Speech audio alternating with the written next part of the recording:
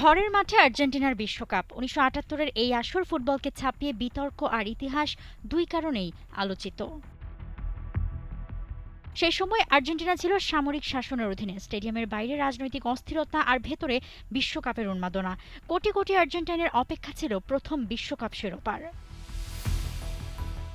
দলের coach Cesar Luis মেনুত্তি গড়ে তুলেছিলেন দারুণ এক স্কোয়াড। অধিনায়ক ছিলেন ড্যানিয়েল পাসরেলা, আর মাঝমাঠে ছিলেন প্রতিভাবান মারিও কেম্পেস, যিনি পুরো টুর্নামেন্টে হয়ে ওঠেন দলের সবচেয়ে বড় ভরসা। দ্বিতীয় গ্রুপ পর্বে আর্জেন্টিনাকে ফাইনালে উঠতে শেষ ম্যাচে পেরুকে অন্তত ৪ গোলে হারাতে হতো, আর তারা সেই ম্যাচ জেতে ৬-০ ব্যবধানে। কিন্তু এই ম্যাচ ঘিরে পরে ওঠে ম্যাচ ফিক্সিংয়ের অভিযোগ, যেই বিতর্ক আজও পুরোপুরি থামেনি।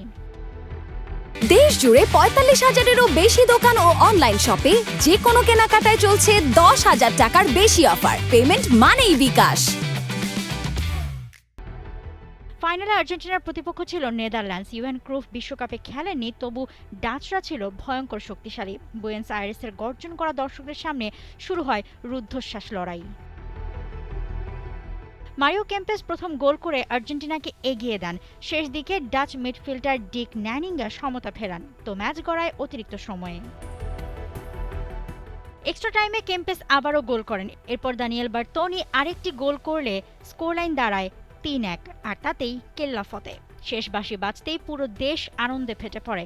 ঘরের মাঠে বিশ্বকাপে আর্জেন্টিনা প্রথমবারের মতো বিশ্ব চ্যাম্পিয়ন। গোল্ডেন বুট এবং গোল্ডেন বল একই সাথে যায় মারিও কেম্পেসের কাছে। একই বিশ্বকাপে দুই সম্মান অর্জন করা বিরল কীর্তি। এরপরই মারাদোনা যুগে প্রবেশ দলটার, তারপর মেসি এরা। তবে আর্জেন্টিনা জয়ের পথটা শুরু হয়েছিল কিন্তু এই ১৯৭৮ থেকেই।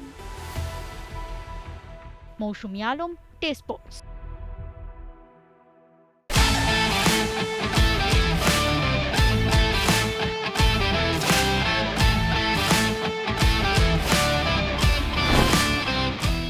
"100 Moments of World Cup" presented by bKash.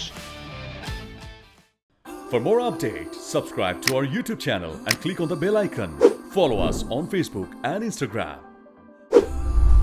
Download T-Sports app to enjoy exciting games and highlights. Visit tsports.com.